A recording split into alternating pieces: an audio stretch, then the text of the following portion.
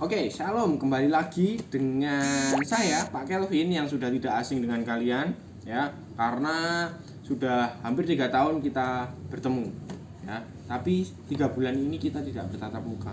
Bapak kangen loh sama kalian. Kalian kangen nggak sama Bapak? Ya. Oke, langsung saja kita lanjut ke materi. Oke, kemarin kita sudah membahas tentang HAM. Apa itu HAM?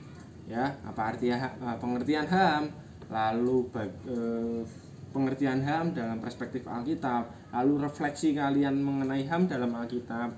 Ya, kalian sudah bahas itu, kalian sudah kerjakan dan Bapak sudah melihat cukup bagus. Dan kali ini kita akan melanjutkan tentang materi demokrasi. Ada sangkut pautnya antara hak asasi manusia dan demokrasi, khususnya di Indonesia. Karena Indonesia menganut pemerintahan demokrasi, ya. Just for information, ya. Untuk informasi kalian, ada beberapa jenis pemerintahan di dalam dunia, yaitu demokrasi, liberal, lalu komunis, ya, dan juga beberapa kerajaan, sistem kerajaan seperti di Inggris itu menggunakan kerajaan, lalu feodal, ya. Lalu ada lagi beberapa jenis dari sistem pemerintahan. Oke, jadi kurang lebih ada banyak. Nah, di Indonesia khususnya itu menganut sistem demokrasi. Dan apa sih demokrasi itu? Ya, pengertian dari demokrasi yaitu demos dan kratos, diambil dari bahasa Yunani. Oke, bahasa Yunani bukan bahasa Surabaya. Oke, bahasa Yunani. Bahasa Yunani demos dan kratos atau demos kratos. Nah, itu demos artinya adalah pemerintahan, sedangkan kratos itu artinya rakyat. Jadi pemerintahan yang kedudukan tertinggi itu adalah sebenarnya rakyat. Yang memegang wewenang itu sebenarnya yang paling tinggi adalah rakyat. Makanya demokrasi memiliki falsafah seperti ini, dari rakyat, oleh rakyat, untuk rakyat. Sekali lagi, demokrasi dari rakyat, oleh rakyat, dan untuk rakyat. Itu falsafah dari demokrasi, sistem pemerintahan demokrasi seperti itu, ya. Nah, bagaimana sih sistem demokrasi di Indonesia? Ya, kalau kita tahu sistem demokrasi di Indonesia sudah berpuluh-puluh tahun dilakukan oleh pemerintahan Indonesia. Nah, bagaimana pengaplikasiannya dalam kehidupan sehari-hari? Nah, ini yang kita akan bahas. Oke, kalau kita tahu bahwa demokrasi biasanya orang yang memiliki banyak warga atau mayoritas itu yang menang, sedangkan yang minoritas itu yang kalah. Itu dari demokrasi. Makanya demokrasi memiliki satu prinsip, suara terbanyak itu yang menang.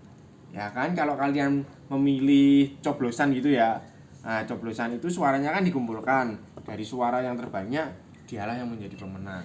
Nah, itu sistem demokrasi seperti itu. Jadi yang mayoritas itu yang menang, sedangkan minoritas yang salah. Nah, menurut kalian benar nggak sih prinsip seperti itu? Setuju nggak sih kalian bahwa yang banyak itu yang benar, yang menang, sedangkan yang sedikit itu yang kalah? Menurut pandangan kalian bagaimana? Oke, nanti kalian kerjakan untuk soal pertama. Oke, di Word.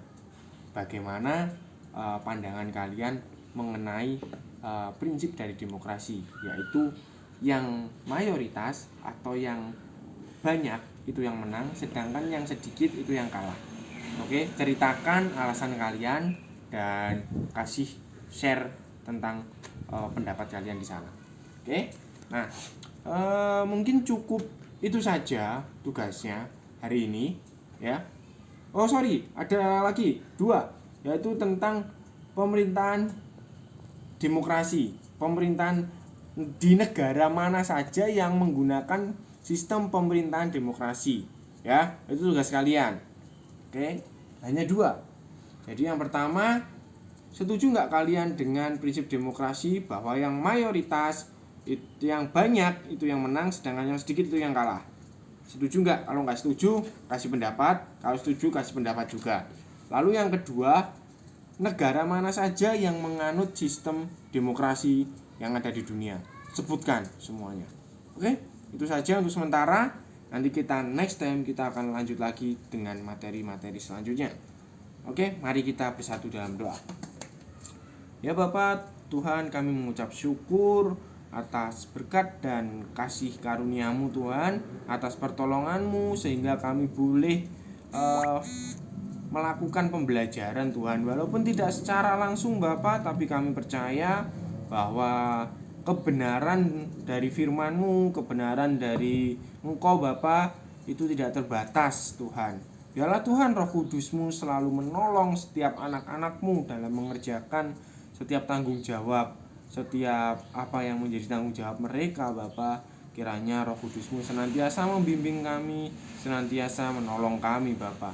Terima kasih Tuhan, hamba-Mu menyerahkan untuk anak-anak-Mu yang berada di kelas 12 ini Bapa. Kiranya Engkau tolong mereka, masa depan mereka Engkau sertai Tuhan. Dan berikan mereka tetap semangat yang menyala-nyala untuk melayani Engkau, melayani dalam hal kegiatan sehari-hari, dalam kehidupan bersekolah secara online ini Bapak. Terima kasih Tuhan, berikan kesehatan senantiasa kepada kami sehingga kami boleh melakukan aktivitas kami dan tanggung jawab kami dengan baik. Di dalam nama Bapa, Putra dan Roh Kudus kami berdoa dan mengucap syukur. Amin. Oke, sekian untuk materi kali ini. Kalau ada pertanyaan silakan langsung japri ke Bapak. Oke. Dan Tuhan Yesus memberkati.